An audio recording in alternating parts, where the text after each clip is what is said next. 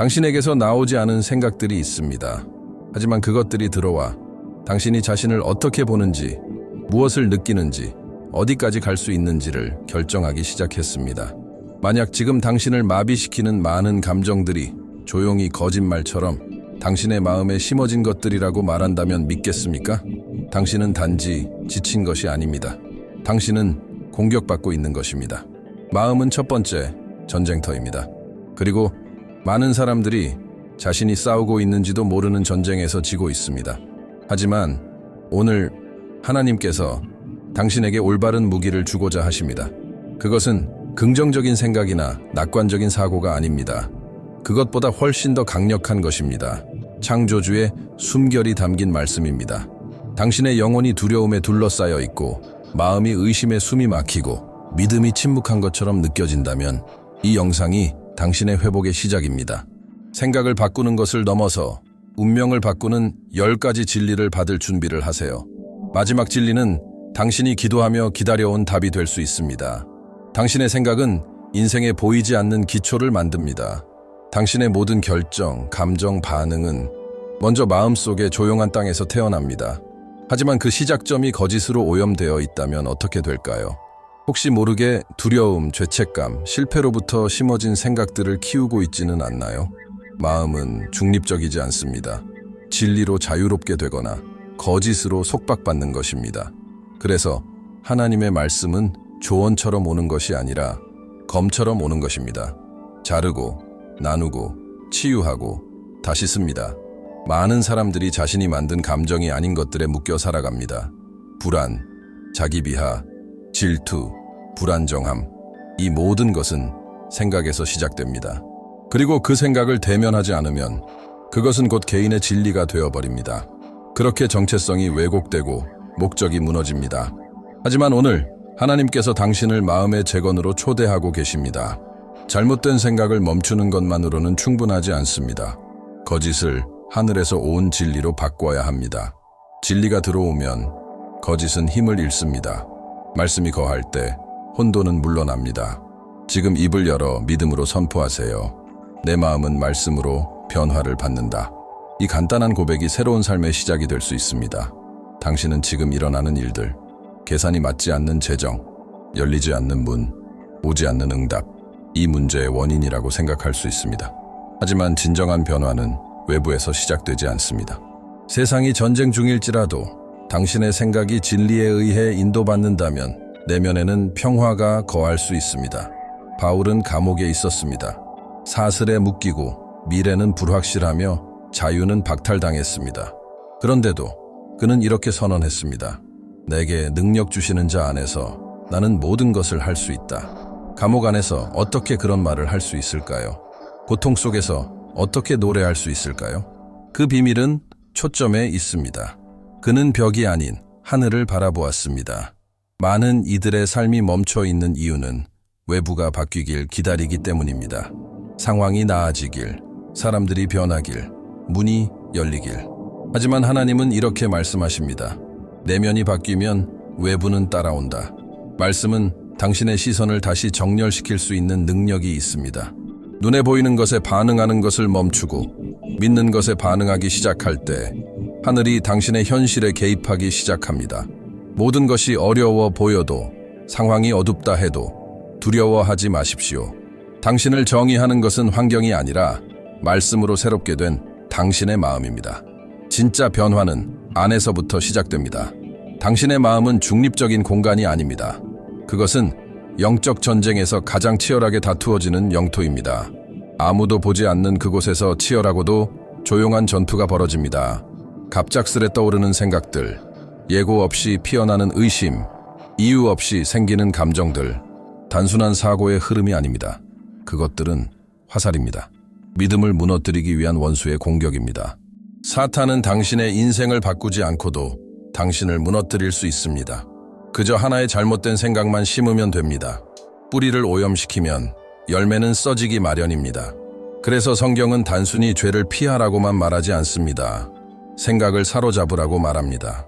하나님 말씀에 반하는 모든 생각은 즉시 대면되고 거절되며 대체되어야 합니다. 당신은 떠오르는 모든 생각을 받아들일 필요가 없습니다. 선택할 수 있습니다. 반드시 선택해야 합니다. 그 선택이 당신의 운명을 결정합니다. 너는 충분하지 않아 라는 소리가 들릴 때 이렇게 질문하세요. 이것은 하나님으로부터 온 것인가? 아니면 거짓이 생각으로 가장한 것인가? 말씀과 맞지 않으면 버리세요. 타협하지 마세요. 대체하세요. 하나님이 당신에 대해 말씀하신 것을 선포하세요. 마음은 영적 여정의 출발점입니다. 그 안에서 승리한 자는 밖에서도 패배하지 않습니다. 두려움은 단지 나쁜 감정이 아닙니다. 그것은 지옥에서 온 전령입니다. 속삭임처럼 시작하지만 당신을 마비시키는 힘을 가집니다. 신중함의 탈을 쓰고 있지만 그 이면에는 감옥이 숨어 있습니다. 당신은 얼마나 많은 결정을 미뤘나요? 얼마나 많은 기회를 흘려보냈나요? 얼마나 많은 꿈을 묻어버렸나요? 단지 두려움이 믿음보다 더 크게 외쳤기 때문에. 하지만 오늘 하나님께서 당신의 눈을 열고 계십니다. 두려움은 당신 것이 아닙니다. 당신에게서 온 것도 아니며 분명히 하나님으로부터 온 것도 아닙니다. 말씀은 분명히 말합니다. 하나님은 우리에게 두려움의 영이 아니라 능력과 사랑과 절제의 영을 주셨다. 그렇습니다. 두려움은 영적인 문제입니다. 그리고 모든 영적인 것은 영적인 무기로 맞서야 합니다. 논리로는 이길 수 없습니다. 산만함으로는 잠재울 수 없습니다. 오직 진리로만 이길 수 있습니다. 다음번 두려움이 밀려올 때 침묵하지 마십시오. 입을 열고 이사야 41장 10절을 권위 있게 선포하세요. 두려워하지 말라. 내가 너와 함께함이니라. 놀라지 말라. 나는 내 하나님이 됨이니라. 내가 너를 강하게 하리라. 참으로 너를 도와주리라. 참으로 나의 의로운 오른손으로 너를 붙들리라. 당신의 입에서 나오는 말씀의 소리는 환경을 바꿀 수 있습니다. 거짓의 소음을 잠재울 수 있습니다. 희망의 불꽃을 다시 일으킬 수 있습니다.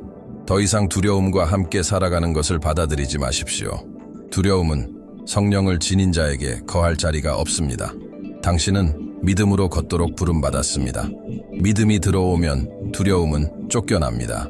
조용히 믿는 것은 씨앗을 주머니에 넣어두는 것과 같습니다. 가능성은 있지만 결코 열매 맺지 못합니다. 많은 이들이 믿음이 있다고 말합니다. 하지만 결코 그 믿음을 표현하지 않습니다. 생각하고 느끼고 진심으로 원하지만 말하지 않습니다. 바로 거기서 많은 이들이 길을 잃습니다. 하늘의 언어에서 믿음은 단지 믿는 것이 아니라 선포하는 것입니다. 성경은 이렇게 말합니다.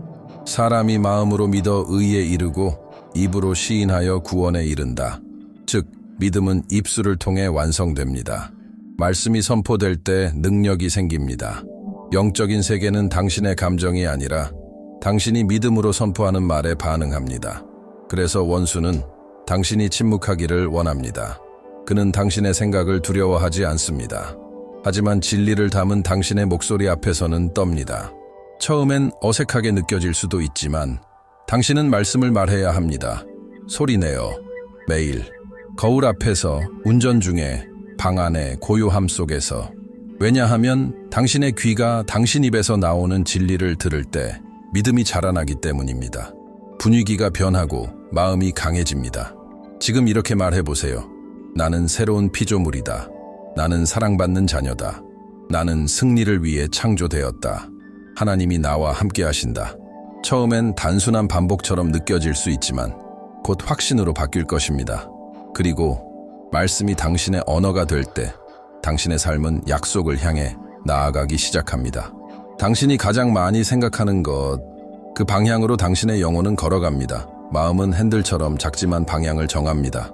당신이 인식하지 못하더라도 당신의 생각이 감정, 선택, 심지어 인생의 방향까지 이끌고 있습니다. 이제 잠시 멈추고 생각해 보세요. 최근 며칠 동안 당신의 마음을 가장 많이 차지한 것은 무엇이었나요? 아직 일어나지 않은 일에 대한 불안인가요? 이미 지나간 일에 대한 죄책감인가요? 아니면 다른 사람들과의 끝없는 비교인가요? 진실은 이것입니다. 명상은 피할 수 없습니다. 우리 모두는 무언가를 묵상합니다. 문제는 무엇을 묵상하느냐입니다. 그리고 여기 비밀이 있습니다. 당신이 안에서 되새기는 것이 당신의 힘이 되거나 약점이 됩니다. 두려움을 묵상하는 사람은 불안을 먹고 자랍니다. 말씀을 묵상하는 사람은 믿음 안에서 강해집니다. 성경은 말합니다. 무엇이든지 참되고 옳고 정결하고 사랑스러운 것들을 생각하라. 이것은 제한이 아니라 방향입니다. 하나님은 이렇게 말씀하십니다. 생각을 선택하라. 마치 씨앗을 고르듯이 그 씨앗이 열매를 맺을 것이기 때문이다. 묵상의 방향을 바꾸면 당신 영혼의 목적지가 달라집니다. 하루의 시작과 끝을 말씀과 함께 하세요. 아침에 말씀 한 구절로 눈을 뜨고 감사의 기도로 하루를 마무리하세요. 독이 되는 생각이 떠오를 때 즉시 대체하세요. 이건 나를 세우지 않아. 나는 말씀대로 존재하는 자다. 초점을 바꾸는 자가 결말을 바꿉니다. 당신의 마음은 진리를 담기 위해 창조된 곳입니다. 걱정의 무게를 짊어지기 위해 만들어진 것이 아닙니다. 진리는 사람을 세우기도 하고 은밀한 거짓은 조용히 무너뜨리기도 합니다. 많은 신자들이 열심은 있지만 영적으로 침몰하는 이유는 세 가지 위험한 함정 때문입니다. 그것은 하나님과의 여정을 왜곡시킵니다. 첫 번째 함정은 나뉜 마음입니다. 한 발은 믿음에, 다른 한 발은 세상의 시스템에. 아침엔 기도하지만 오후엔 불평합니다. 입으로는 찬양하지만 마음에는 의심이 있습니다. 그러나 주님은 분명히 말씀하십니다. 마음이 나뉜 자는 굳게 서지 못하리라. 하나님은 당신 마음의 왕좌를 누구와도 나누지 않으십니다. 전부를 원하십니다. 당신이 일부만 드릴 때 혼란이 틈타게 됩니다. 두 번째는 선택적인 순종입니다. 우리는 약속은 붙들지만 회개의 부르심은 외면합니다. 축복에는 열심이지만 교정에는 저항합니다. 그러나 부분적인 순종은 위장된 불순종입니다. 하나님은 그분의 모든 말씀에 순종하는 자를 존중하십니다. 때로는 듣기 어려운 말씀까지도. 세 번째는 말씀 없는 열심입니다. 섬기고 찬양하고 기도는 하지만 진리로는 채워지지 않는 사람들. 이들은 배고픈 전사와 같습니다. 행동은 많지만 방향은 없습니다. 성경은 경고합니다. 내 백성이 지식이 없어 망하는도다. 견고한 삶을 원한다면 이 세 가지 함정을 피해야 합니다. 믿음의 전심을 다하고, 헌신의 전심을 다하고, 말씀의 전심을 다하십시오. 피상적인 영성에 안주하지 마세요. 종교적인 틀에 만족하지 마세요. 더 깊은 곳이 있습니다. 진정한 변화가 있습니다. 하지만 그것은 완전히 항복된 마음에서 시작됩니다. 오늘 온전히 사는 결단을 하세요. 하나님은 당신의 일부를 원하지 않으십니다. 그분은 당신 전체를 원하십니다. 당신은 사람들이 당신에게 했던 일들이 아닙니다. 당신은 저질렀던 실수가 아닙니다. 당신이 겪은 버림도, 당신을 상처낸 실패도 아닙니다. 그 어떤 것도 당신을 정의할 수 없습니다. 당신이 허락하지 않는 한. 하지만 하늘은 당신에 대한 또 다른 버전을 가지고 있습니다. 그리고 그것은 과거의 모든 상처보다 훨씬 더 진실합니다. 말씀은 선포합니다. 우리는 그분의 작품이요, 예수 그리스도 안에서 선한 일을 위하여 창조된 자들이다. 당신은 창조주의 손으로 빚어진 존재입니다. 우연이 아닙니다. 사고도 아닙니다. 당신은 하나님의 걸작입니다. 목적을 가지고 계획된 존재입니다. 원수는 당신에게 이런 꼬리표를 붙이려 할 것입니다. 실패자, 거절당한 자, 무능력자. 하지만 인간의 꼬리표는 하나님이 이미 쓰신 당신의 정체성을 무효화할 수 없습니다. 당신이 거울을 볼 때 무엇이 보이나요?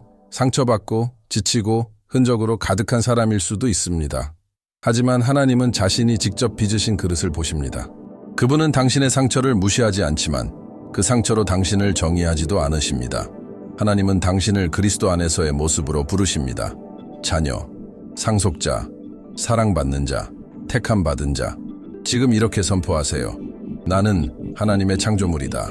하나님의 영광을 반영하기 위해 지어졌다. 내 과거는 내 미래를 정의하지 않는다. 나는 지극히 높으신 분의 자녀다. 이 진리가 보이지 않는 사슬을 끊습니다.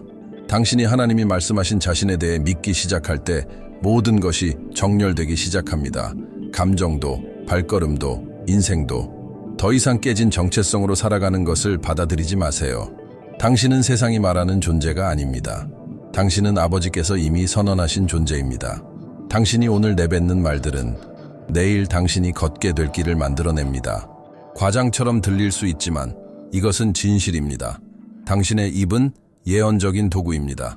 그 입으로 생명의 길을 열 수도 있고 파멸의 구덩이를 팔 수도 있습니다. 성경은 말합니다. 생사와 복이 혀의 권세에 있다. 그렇습니다. 혀. 작지만 수많은 이들이 과소평가하는 그 근육 하나가 운명을 바꾸는 능력을 품고 있습니다. 그 혀로 당신은 축복하거나 저주하고 세우거나 무너뜨리며 하늘을 불러오거나 혼돈을 끌어들입니다. 가장 위험한 말은 뭘까요? 욕이나 고함이 아닙니다. 무의식적으로 내뱉는 말들입니다. 난 못해. 난 안 돼. 나는 고통받기 위해 태어났어. 겉으로는 평범해 보이는 이 말들이 영적 세계에선 선고처럼 울려 퍼집니다. 약속의 땅을 정탐하러 갔던 정탐꾼들을 기억하세요. 10명은 말했습니다. 우린 이길 수 없어. 2명은 선포했습니다. 하나님과 함께라면 우리는 정복할 수 있다. 그 결과는요? 패배를 말했던 자들은 광야에서 죽었고 믿음을 말했던 자들은 약속의 땅에 들어갔습니다. 오늘 당신의 입술의 톤을 바꾸세요. 하루가 힘들어도 선포하세요. 이날은 주께서 만드신 날이니 내가 기뻐하리라. 모든 것이 불리하게 보여도 이렇게 말하세요. 하나님이 나와 함께 하신다. 모든 것이 나의 유익을 위해 협력하고 있다. 당신이 말하는 것이 당신이 살아가는 것이 됩니다. 당신의 입술을 생명의 씨앗으로 사용하세요. 자신에게, 자녀에게, 배우자에게, 가정에. 말씀은 이미 당신 안에 있습니다. 이제 그것이 당신의 입을 통해 나와야 합니다.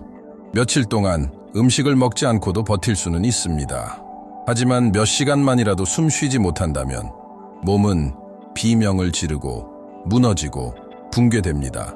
그리고 말씀 없이 사는 영혼도 마찬가지입니다. 질식하고 힘을 잃고 방향을 잃습니다. 그리고 내면이 죽어가고 있다는 사실조차 모릅니다. 하나님의 말씀은 주일에만 접하는 종교적 콘텐츠가 아닙니다. 그것은 매일 필요한 영적 산소입니다. 말씀은 우리를 붙들고 인도하며 먹이고 정결하게 합니다.